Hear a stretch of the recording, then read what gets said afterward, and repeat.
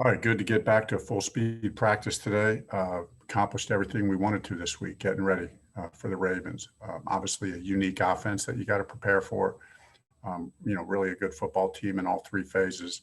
So, looking forward to wrapping up our preparation tomorrow, and then getting a home game in Lucas Oil against a good opponent.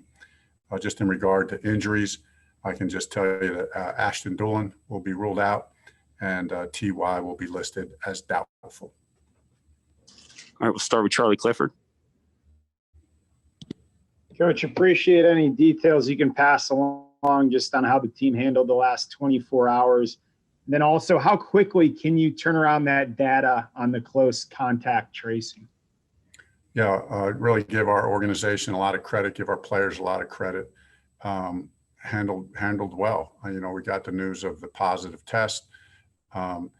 It's nobody's fault. I mean, this happens. It's a virus. So the Connexon, thing is there for the close contact information. You get that information immediately. We're monitoring that stuff every day. We're trying to do a good job on, we talk to our players with increasing measure these last few weeks as these cases are ramping up. We're talking to them in increasing measure about the close contacts, about the importance of keep your mask on at all times, about the importance, maintain social distancing at all times. So our players are doing a good job. It's hard to be perfect in this, but I really think we're doing well as a team. And then we adapted, right? We got the close contacts. So we had 4 guys that couldn't practice. With some of the injuries that we had, we ended up deciding that it was just best to go walk through yesterday. We made that up today. So what we did today, just to get some more physical work, because of having yesterday as a walkthrough, I added a couple team periods to today's practice. So today's practice was probably about 25 minutes longer.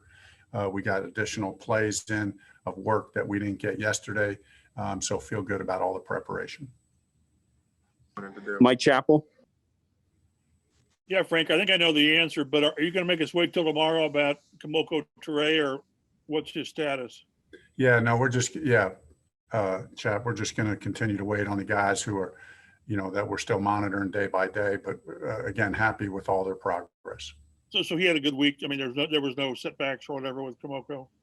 Yeah, as far as I could tell, watching him out there, and watching him closely out there, and getting the reports, and him, getting 2 days, 2 good days of work in, it all seems to be heading in the right direction.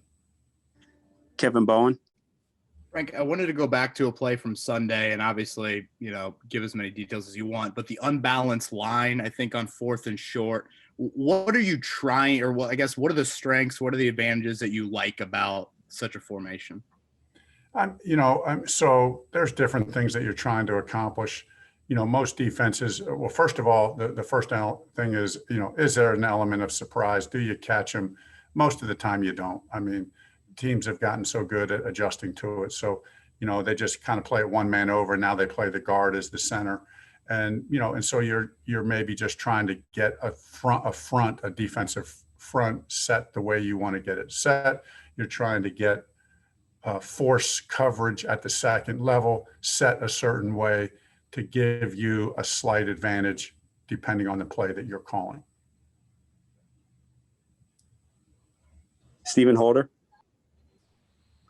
Frank, I was going to ask you about Kemoko as well, but you kind of addressed that. Well, I guess the one specific question on him I might have is, you already have a pretty good rotation going. Whenever he comes back this week or whenever, do you see him as just kind of being just a rotational guy, at least for the time being? And can that work with a guy like him who is, a guy who maybe is handy on 3rd down or whatever? Is that how you kind of envision it, or what? Yeah, I think, Stephen, we'll handle it. We'll handle it when it comes, because of the type of injury that he's coming off of.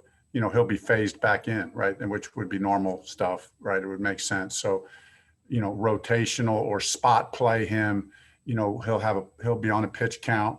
Now, is that pitch count used on all 3rd downs? Are we using it on 2nd and long, on more pass downs? Probably so, to get him to his pitch count. That would be the logical conclusion. Zach Kiefer. Frank, this is a weird one, but I'm curious. In the NFL, it's all about routine, right? Every week is the same. The schedule is very similar. What are your favorite parts about that routine? What are the parts in the week that you enjoy the most as a coach?